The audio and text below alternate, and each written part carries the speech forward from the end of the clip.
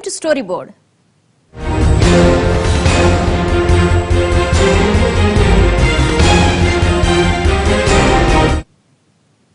అనూహ్యం, అమోఘం, అద్వితీయం, అద్భుతం. 5 రాష్ట్రాల ఎన్నికల ఫలితాలను ఒక్క మాటలో నిర్వచించడానికి ఈ మాటలు కూడా సరిపోకపోవచ్చు. ఎందుకంటే ఈ రిజల్ట్స్ చాలా చోట్ల చరిత్రల్ని తిరగరాశాయి. మరికొన్ని చోట్ల పార్టీల చరిత్రలు తారుమారయ్యాయి. కొన్ని రాష్ట్రాల్లో కొత్త చరిత్రలు ప్రారంభమయ్యాయి. మొత్తంగా ఈ 5 రాష్ట్రాల ఎన్నికల ఫలితాలు భవిష్యత్తులో జాతీయ స్థాయిలో మారబోయే రాజకీయ సమీకరణాలకు సూచనలుగా కనిపిస్తున్నాయి. తమిళనాట అమ్మ ప్రభంజనం, బెంగాల్లో దీదీ విజయకేతనం, కేరళలో కాస్తంత లాభపడ్డ కామ్రేడ్లు, అస్సోంలో తొలిసారిగా ఎగిరిన కాషాయ జెండా.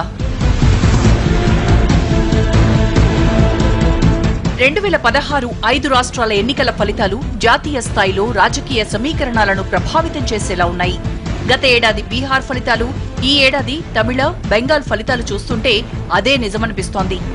స్వాతంత్ర్యం వచ్చిన తర్వాత నుంచి 1980ల వరకు దేశాన్ని ఏకఛత్రాధిపత్యంగా కాంగ్రెస్ ఏలింది. ఆపై బలపడ్డ కమలనాథులు అటూ ఇటూగా అధికారం దక్కించుకుంటూ వచ్చారు. కానీ 1990ల తర్వాత ఏ జాతీయ పార్టీ ఒంటరిగా సొంత బలంతో అధికార పీఠాన్ని ఏలలేదు. యూపీఏ 10 ఏళ్లు అతుకుల బొంతగానే కొనసాగింది. అంతకుముందు బీజేపీ లాంటి జాతీయ పార్టీలు కూడా ఒక్క నాయకురాలి వ్యతిరేక ఓటుతో ప్రభుత్వాలే కుప్పకూలిపోయే స్థాయికి పడిపోయాయి. మొత్తంగా ఈ సంకీర్ణ ప్రభుత్వాలకు 2014లో చరమగీతం పాడుతూ మోడీ పూర్తి స్థాయి మెజారిటీతో కేంద్ర ప్రభుత్వాన్ని ఏర్పాటు చేశారు. పొత్తులలో భాగంగా బీజేపీకి మద్దతిచ్చిన పార్టీలన్నీ ఎన్డీఏ కూటమిలో భాగస్వాములయ్యాయి.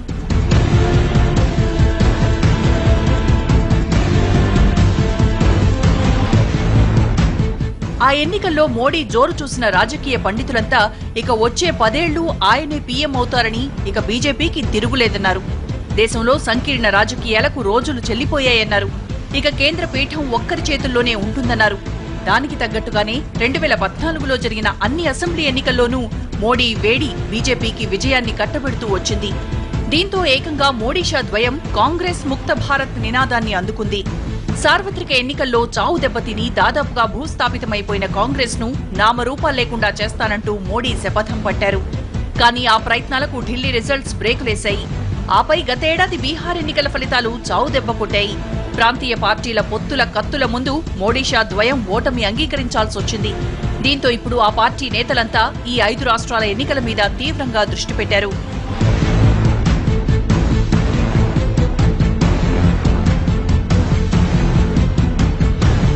ఈ ఎన్నికల్లో ఇటు దక్షిణాదిన, అటు ఉత్తరాదిన పెద్ద రాష్ట్రాలు రెండింటిలోనూ బాగా వేయడం బీజేపీ లక్ష్యం. ఇందుకోసం అవకాశమున్న అన్ని పార్టీలతోనూ పొత్తులకు ప్రయత్నించింది. కానీ ఎవరూ కాదనేసరికి కొన్ని చోట్ల ఒంటరిగానే బరిలోకి దిగింది. మొత్తంగా ఈ 5 రాష్ట్రాల ఎన్నికల్లో ఒక్క అసోం మినహా అన్ని చోట్ల కమలం వాడిపోయింది. ఒక్క అసోం విజయాన్ని చూసే కమలనాథులు పండుగ చేసుకుంటున్నారు. ఇన్నాళ్లు కాంగ్రెస్ కి కంచుకోటగా ఉన్న ఈశాన్య రాష్ట్రాల్లో తమ కమల దళం మెజారిటీ స్థానాలు సాధించిందంటూ గొప్పలు చెప్పుకుంటోంది బీజేపీ.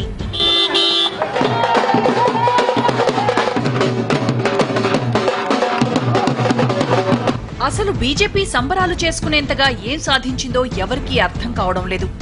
ఎందుకంటే మొత్తం 5 రాష్ట్రాల్లో 822 అసెంబ్లీ స్థానాలకు పోలింగ్ జరిగింది. ఇందులో ఒక్క అస్సాంలో బీజేపీ తన ఉనికి చాటుకుంది. మరో 2 రాష్ట్రాల్లో 1, 3 స్థానాలతో మిణుకుమిణుకుమంటూ మిగిలిపోయింది. ఇక ఆ చివరి 2 రాష్ట్రాల్లో ఒక్క సీటు కూడా దక్కించుకోలేదు. మొత్తంగా 5 రాష్ట్రాల్లో బీజేపీ గెలిచిన సీట్లు జస్ట్ 90, అంటే 10వ వంతు సీట్లు కూడా దక్కించుకోలేదు. ఇందులో కూడా ఒక్క అస్సాంలో గెలిచినవే 86 సీట్లున్నాయి. మరి ఇంతోటి దానికి అంతోటి సంబరాలు చేసుకోవడం అవసరమా అన్న ప్రశ్నలు వినిపిస్తున్నాయి. भारत सरकार में विशेष रूप से नरेंद्र मोदी जी के नेतृत्व में हमारे सरकार ने जो काम किया है उस काम के प्रति एक होप जगी है और इसी कारण आसाम में और बंगाल में और विशेष रूप से साउथ इंडिया में हमको सफलता मिली है। ये हमारे लिए बड़ा डार्क और कठिन क्षेत्र था, पर यहाँ जो हमको एंट्री मिली है ये आज तक कभी नहीं मिली थी और पहली बार वोट परसेंटेज काफी बड़ा है। आसाम में हमारी जीत हुई है और तमिलनाडु और केरला में भी हमने अच्छा वोट परसेंट भी हासिल किया है और बंगाल में तो हमने काफी अच्छा विजय हासिल किया है।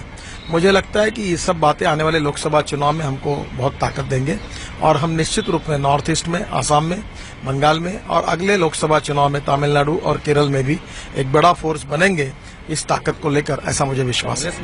मैं इस अवसर पर असम का जनता को धन्यवाद देना चाहता हूँ। उन लोगों ने ये संभव किया, असम के जनता के लिए मैं बहुत बहुत आभार व्यक्त करता हूँ। చచ్చినోడి పెళ్లికి వచ్చిందే కట్నం అన్నట్లు ఎలాగూ ఓటముల పరంపర కొనసాగిస్తున్న కమలనాథులు ఈ ఒక్క చిన్న విజయంతో సంతృప్తి చెందాలనుకోవడం నిజంగా హాస్యాస్పదమే. ఎందుకంటే ఇప్పుడు రాజ్యసభలో బలం పెంచుకోవడానికి నానా తంటాలు పడుతున్న బీజేపీకి అసోం విజయంతో పెద్దగా కలిసొచ్చిందేమీ ఉండదు. అయినా సరే ఏదీ రాదనుకున్న టైంలో ఈశాన్య రాష్ట్రాల్లో దశాబ్దాల కాంగ్రెస్ కంచుకోటల్ని బద్దలు కొట్టి కాషాయ జెండా ఎగరేయడం ఒక్కటే ఆ పార్టీ ఈ ఎన్నికల వరకు సాధించిన విజయం. మరి ఈ మాత్రానికే ఏదో సాధించినట్లు డబ్బా కొట్టుకోవడం మాత్రం ప్రజలతో పాటు కొందరు బీజేపీ శ్రేణులకే నచ్చడం లేదు.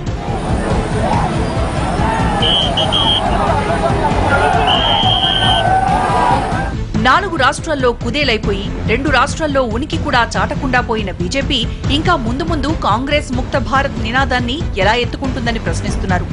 ఇంకా చెప్పాలంటే దేశంలో కాంగ్రెస్ భూస్థాపితమైపోయిందని, రాబోయే రోజుల్లో ఆ పార్టీ పూర్తిగా నామరూపాలు లేకుండా తుడిచిపెట్టుకుపోతుందని కమల దళపతులు చెప్పుకొచ్చారు.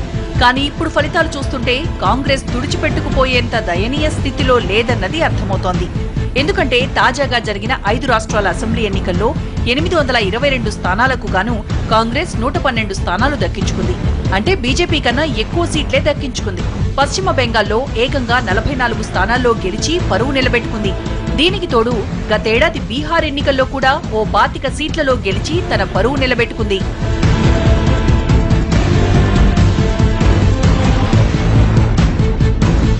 అంటే ఈ ఫలితాలు చూసిన తర్వాత బీజేపీ అనవసర ఆర్భాటం చేస్తుంటే కాంగ్రెస్ మాత్రం కాంగా బలపడే వ్యూహాల రచనకు సిద్ధమవుతోంది.